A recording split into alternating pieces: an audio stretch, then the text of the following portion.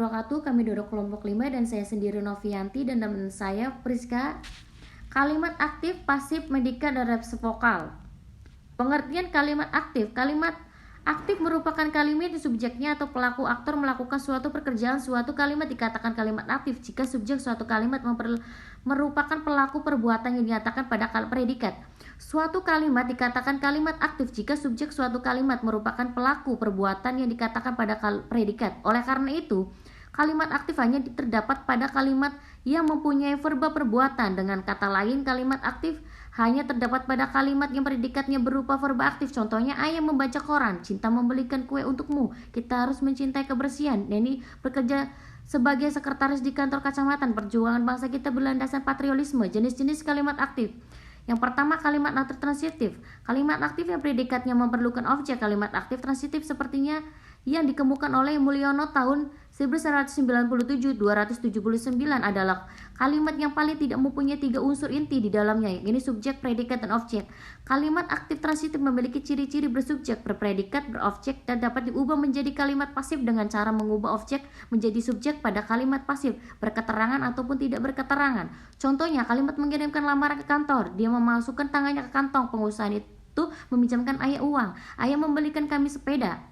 Kalimat aktif intransitif. Kalimat aktif yang tidak memiliki objek, ciri-ciri subjek sebagai pelaku, predikat perlawanan atau predikatnya tergolong kata kerjaus, tidak dapat menjadi kalimat. Contohnya, anak kecil itu menangis, dia tidak menyerah pada musuhnya. Mahasiswa berjalan setiap pagi, dia datang setelah kematian suaminya, dia masuk ke dalam gerakan kemerdekaan. Pengertian kalimat pasif.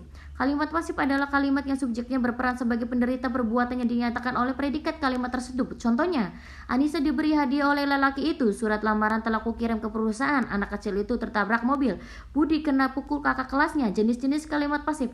Tipe pertama, Sugono tahun 2011-110 berdebat bahwa kalimat aktif transitif dapat dijadikan kalimat pasif dengan mengubah unsur objek menjadi subjek. Hal ini mengakibatkan perubahan untuk verba predikat yang berfiks menjadi berfiks de. Contohnya, masalah harga sedang dibicarakan di Genewa, ayah dipinjami uang oleh perusahaan itu, kebijakan disambut oleh masyarakat.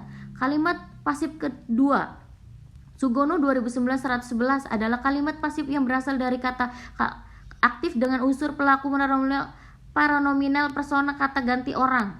Pertama, kedua, dan ketiga, saya, kita, kami, kau, kamu, dia, dan mereka. Verba mengisi predikatnya diperoleh dengan cara menggagal freksme dari verba aktif. Sebagai pengganti freks di pendanda verba aktif digunakan pronominal persona atau nomina pelaku pada kalimat asal kalimat pasif. Contohnya, lamaran telah kukirim ke kantor, pengeluaran uang harus kau hemat. Yang ketiga, kalimat pasif yang ketiga, Sugono 2009-114 bahwa kalimat pasif tipe ini ditandai oleh predikat verba aktif yang berfikster. Dalam kalimat pasif ini, subjek dikenai perbuatan yang dinyatakan predikat, sedangkan maknanya adalah tidak sengaja. Kaki saya terinjak orang, telunjuk teriris pisau, mereka kena tipu orang, adik kena pukul ke temannya. Pengertian kalimat medikal dan resiprokal. Kalimat medikal adalah kalimat yang subjeknya berperan baik sebagai pelaku maupun menderita. Kalimat medikal adalah kalimat yang predikatnya kata kerja transitif dengan objek diri subjeknya sendiri. Contohnya, dia menghibur hatinya, dia terusuk jarinya, dia menenangkan dirinya, dia membetulkan rumahnya sendiri. Kalimat resiprokal adalah kalimat yang predikatnya kata kerja yang menyatakan makna asing. Verba yang berfungsi sebagai predikatnya kalimat resiprokal adalah verba yang berfiksme yang didahului oleh kata dasarnya. Verba yang berulang yang berkombinasi dengan konflik terberkan verba dasar yang diikuti oleh kata baku dan saling mengikuti oleh verba berfiks me atau mi, ikan, cv, fets, verba transitif resiprokal.